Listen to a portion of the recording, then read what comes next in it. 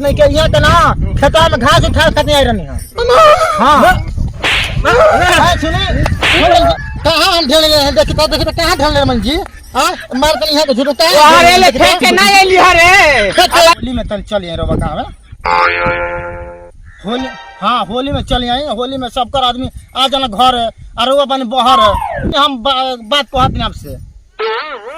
अरे फोन में से बतिया के तू बोला ना का पैबा और ये रजाऊ अरे घरे आइब कि ना आइब ए बालामू घरे आइब कि ना आइब। तो खुरहुआ को पतोह का गाना का आवाज लागता केकरा से बतियावतिया गाना गावतिया। जहिया से गईल बाला गोदी में खेला के तहिए से खोजा ताटे रोता छटपटा के लइका तोहरे के पापा को हता तोरा सोया जी के चाचा को हता लइका तोहरे के पापा को हता हमारा पापा को हता। हेलो रखी तो तन फोनवा ले कहा है आवतन जी। अरे तोहर गानवा सुन लेनी है ना। हाँ तो इतना मुलायम लागल है तना मुलायम लागल है मुलायम लागल है गानवा सुन के चल आवतन हटी हमके जाए के बा घास गड़े होने तू घास लिया तो हमको अभी लेना भूसा करे के बा बाहर झाड़े के बा घरे। कहो भौजी एगो बात बताइए। हाँ चमन में फूल खिलते हैं हाँ गले का हार बनने को। अच्छा खुदा ने हुस्न बनाया है। हाँ ये वाला हुस्न सिकंदर से प्यार करना। अरे ऐसा बढ़ बढ़ कर वो बोलते नहीं क्या हमको ही ये भौजी प्यार ना करू प्यार ना करबू ये निकालो चपला तब प्यार निकाल दो जल्दी ना लिखा हमारे ये यार प्यार कर भैया गोलमन बाहर अबे फोन कर लेना है तो भैया गोरना बाहर तो आखिर मनोरंजन खातिर हम ही ना बानी हो मनोरंजन खातिर हट हमने घास गड़ दी जब मनोरंजन करे तो होने करी। सुना बाबूआ जी हम बाबूआ जी हाँ क्या कहल चाहते नहीं क्या कहल चाहते तनी हाँ क्या सुनाई एगो होइसन गाना अरे खाई गलू लंगड़ाया मुदाम कहिया ले दे खाई गली अंगड़ा जाम जाम ये कुल हमारा ना आवेला जाने कि ना हमारा काम लोकता गाना साना नहीं खेलो को तो मनोरंजन खातिर कुछ कहते नहीं। अब वही तो हम है जल सुनत रहनिया ना सरसोईया में आवत रहनिया तो हाँ एगो गाना खूब मुलायम लागत रहला तनी वैसा एगो रसलीला सुना। हम सब के गाना ना सुनाइला बस हम अपन आदमी के गाना सुनाइला और दूसर के ना सुने ठीक बाटे हम सुना तो देबे करब लेकिन हई देखा तनी छेमिया बहुत फरा बाटे दे दे ना तनी दाल खाए के मन अम्मा की हो रे अम्मा कजरा ले लो और हाय थाई सड़िया करियई के लाई सड़िया करियई हम लाई सड़िया सड़ियई चल चल चल खाए चल अरे रउआ कैसे आदमी है हम छोटका देवर जी हवन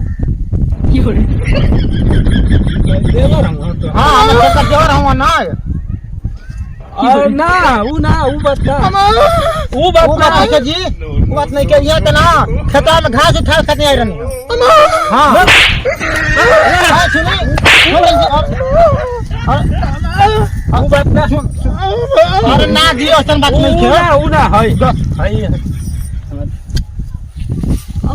हमारे ना ऊ ना अरे कहाँ ना तुझे तरह नहीं जाए ढेरी छे में तेरे नहीं रहनी हम घास के आई रहनी हाँ यहाँ तो बैठा रहनी हाँ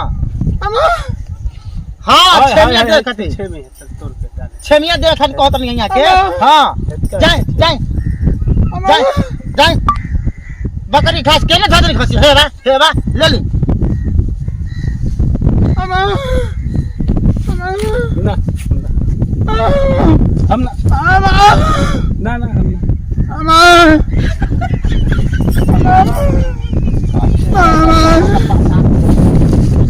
अरे नहीं जाना छोटका हमर देवर हम हाँ हमार तो बुझाइल है ना हाँ कि पैंटे में हगा अरे हमर जीवन तो ना कितना धड़कत हाँ जी धक धक करता। हाँ हम ना दिन की आज ही दूंगा जी। चाहे तो गोल तेरा के घरे हम छोड़ कर आए। हाँ हाँ दूंगा ना तो चल संजय। हाँ चल चल चल बस 6 मिनट की बात है। 6 मिनट दे दो तो देख लो नहीं खे ना केरो ना आए आए 6 मिनट देब ना। हाँ हाँ बड़का ना। हाँ जी चलो चलिए आए आए चल चल जाए। चलो ना तो बाबू आज ही हो तो वो कबाहट हो जाई। हाँ हाँ कुल ठीक है ता लागता। हाँ वो कवन हरे भैया ई गादा तोरता कि का करता कवन हरे तो सुनते निखन सब बकरी हिया कि भैंसिया। अरे अरे ये क्या करत ले रे हाँ? अरे बाप रे बाप हाँ ये एक पांजा गाधा कबार ले वाले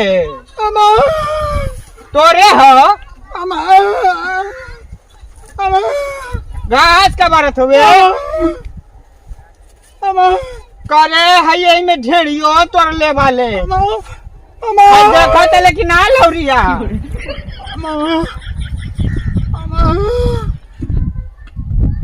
दू गोयल बड़ा सा एगो केहर बारे अकेले भौजी का संगे आइल वाले करे वो घुसल बिया कारे में। हाँ दूगो इहो बात भाई का। अरे ए जिंगावे है जिंगा रुकता बैठता उके हर बिया रे ओ रे ये बतावो ये हने का ना कुल नुकसान करो तना सो।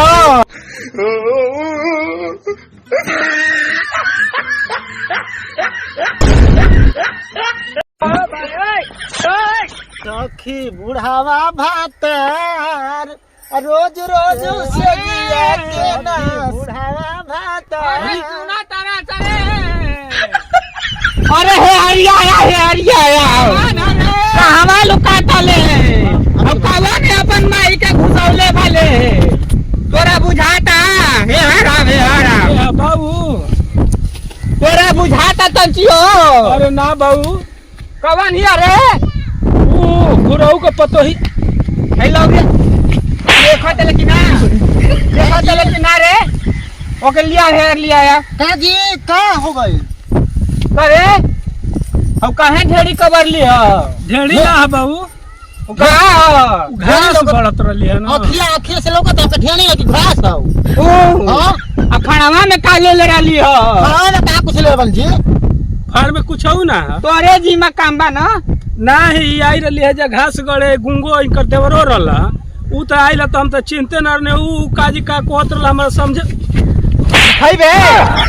सिखेबे हमके मैं ढेड़ी तोरा बाग होला तले हम कने के 50 किलो एक आध कुंटल हो जाई लेकिन तू खुदे नुकसान करा देबे। कहां हम ढेले ले देखि तो कहां ढेले मन जी।